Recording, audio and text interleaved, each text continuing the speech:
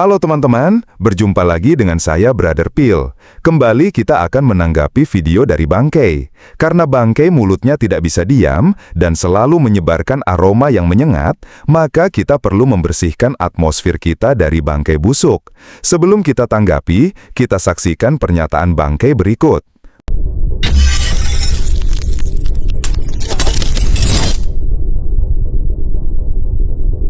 Tuhan yang benar, pencipta langit dan bumi yang benar, Allah Subhanahu wa Ta'ala yang benar, bukan Tuhan yang kurbannya itu darah dan nyawa anak orang.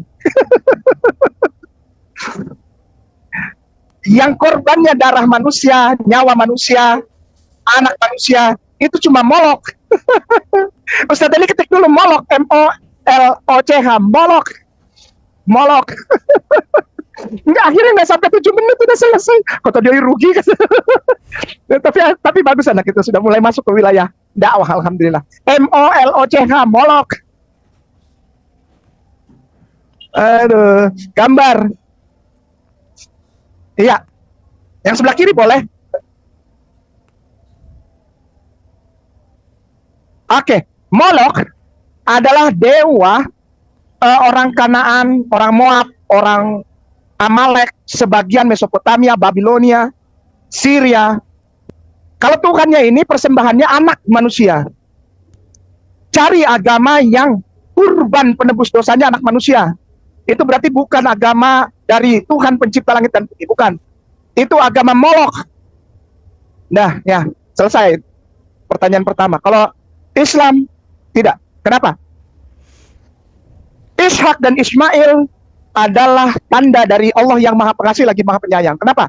Tidak boleh menyembelih, mengorbankan manusia. Oleh sebab itu, digantikan oleh Allah Subhanahu wa Ta'ala domba jantan yang sudah layak untuk dikorbankan, tanduknya tersangkut di semak belukar. Itu adalah gambaran bahwa tidak pernah ada kurban manusia dalam satu agama yang benar. Agama yang benar adalah agama yang tidak menjadikan anak manusia sebagai korban penebus dosa. Darah dan nyawa tidak boleh. Jadi kalau ada agama yang menjadikan anak manusia sebagai korban penebus dosa, itu agama Molok nih. Molok. Ini yang gambarnya. Agama Molok. Bukan agama dari langit, agama samawi. Bukan agama yang diajarkan oleh nabi-nabi sebelum Rasulullah Muhammad SAW. Bukan. Agama yang kurban penebus dosanya adalah anak manusia, agama Molok. Barusan kita mendengarkan pernyataan bangkai yang menyindir Kristen dengan membandingkan korban anak balita yang dipersembahkan kepada dewa Molok. Kata bangkai, agama yang mempersembahkan anak manusia adalah bukan agama pencipta langit dan bumi. Katanya lagi, itu adalah agama Molok. Dari sini kita melihat bangkai tidak mengerti dengan iman Kristen dan cara berpikirnya persis kayak kebanyakan orang Muslim. Bangkai berpikir bahwa orang Kristenlah yang mempersembahkan atau mengorbankan Yesus.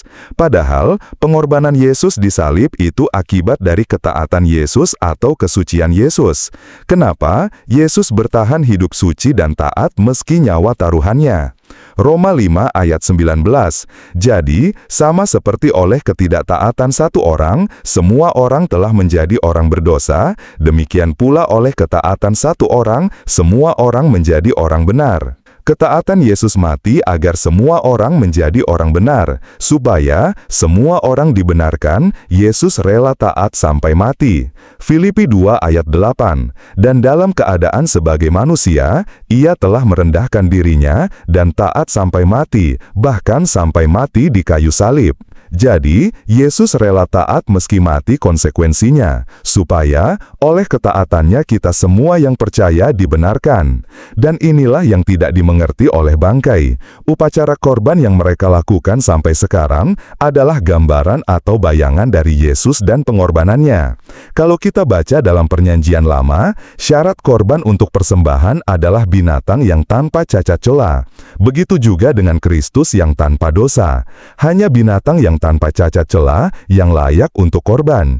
Kalau bangkai mengikuti peristiwa Abraham, korban pengganti anak Abraham itu digantikan oleh Tuhan. Jadi, korban itu bukan datang dari manusia.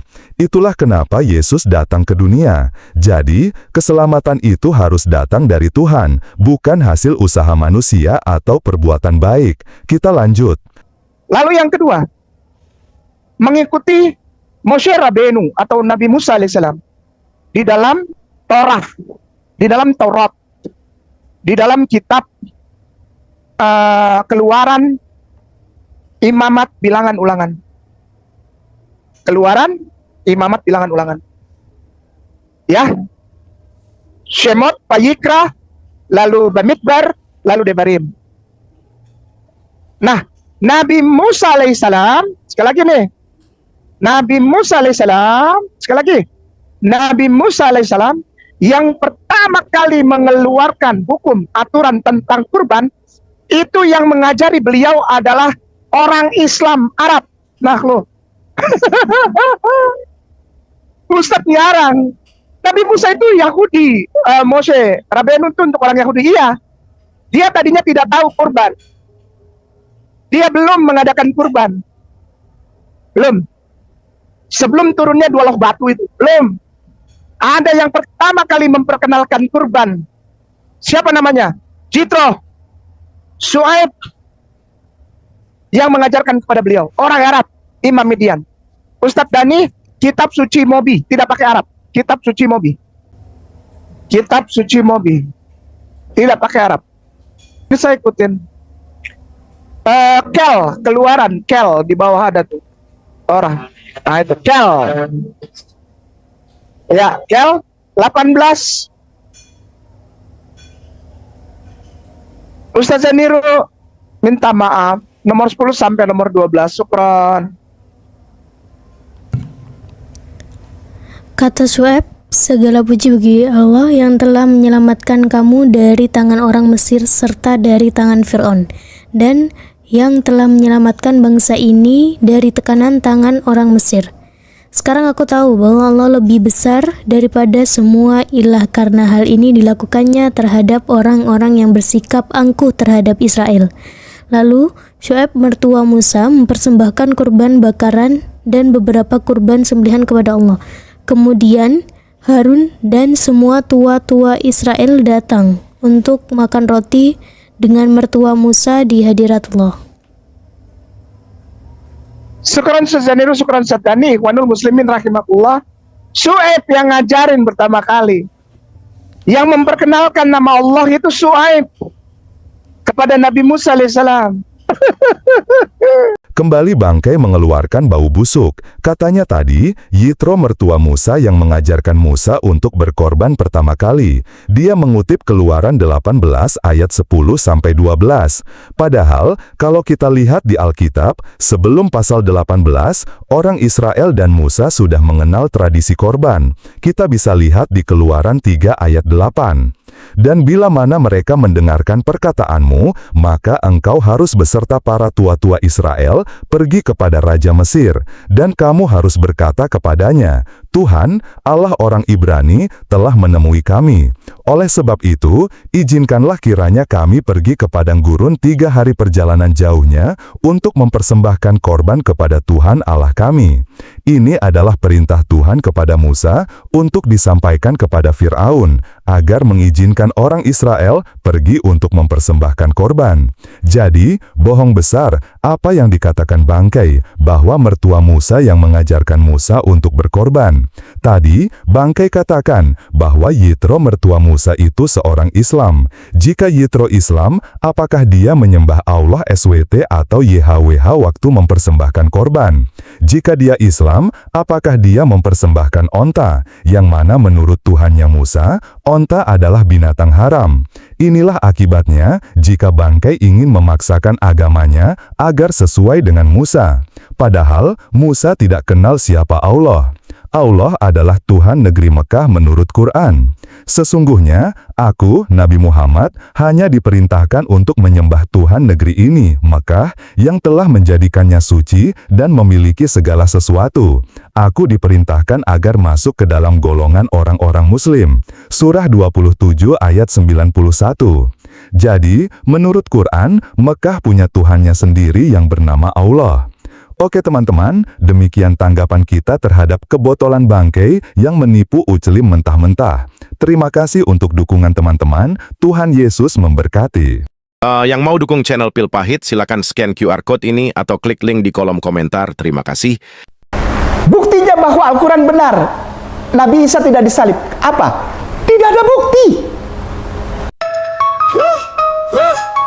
Sekali lagi, bukti. Sekali lagi, bukti. Sekali lagi, sekali lagi nama saya bangkai saya. Mau berdebat dengan para pendeta saya. Tidak pakai laptop atau pakai HP. Biar kata hitam tapi saya pintar. Bukti saya valid. Bukti saya valid. Saya akan membuktikannya cuma 10 detik. Bukti Islam benar, Yesus tidak disalib. Ternyata tidak ada bukti. Sekali lagi nama saya bangkai saya. Sengaja tidak jawab pertanyaan saat debat, karena itu strategi saya untuk muslim yang protes. Kalian saja yang debat ya. Bukti saya valid. Bukti saya valid. Saya akan membuktikannya cuma 10 detik. Bukti Islam benar, Yesus tidak disalib. Ternyata tidak ada bukti.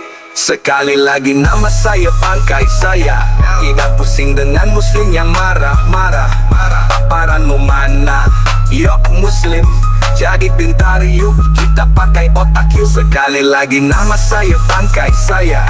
Tidak pusing dengan muslim yang marah-marah. Paparanmu mana? Yuk muslim, jadi pintar yuk. Kita pakai otak yuk. Bukti saya valid. Bukti saya valid. Saya akan membuktikannya cuma 10 detik. Bukti Islam benar, Yesus tidak disalib. Ternyata tidak ada bukti. Sekali lagi nama saya bangkai saya. Tidak pusing dengan muslim yang marah-marah. Paparanmu mana? Yuk muslim, jadi pintar yuk. Kita pakai otak yuk. Bukti saya valid. Bukti saya valid. Saya akan membuktikannya cuma 10 detik. Bukti Islam benar, Yesus tidak disalib. Ternyata tidak ada bukti. Sekali lagi, bukti. Sekali lagi, bukti. Sekali lagi, bukti. Sekali lagi, bukti.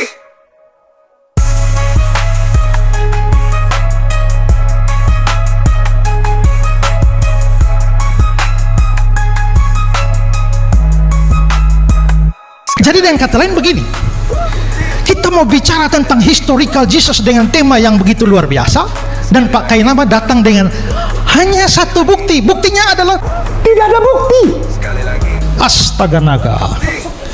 Kita pakai otak yuk. Yuk, mau. Ayo. Yuk, jangan tiba-tiba memalukan Islam. Paparanmu mana? Gitu. Kok bisa nggak maparkan kayak gini? Itu. Yuk kita pakai ini yuk. Jangan kosong nih. Kalau digini bunyi klak klak klak.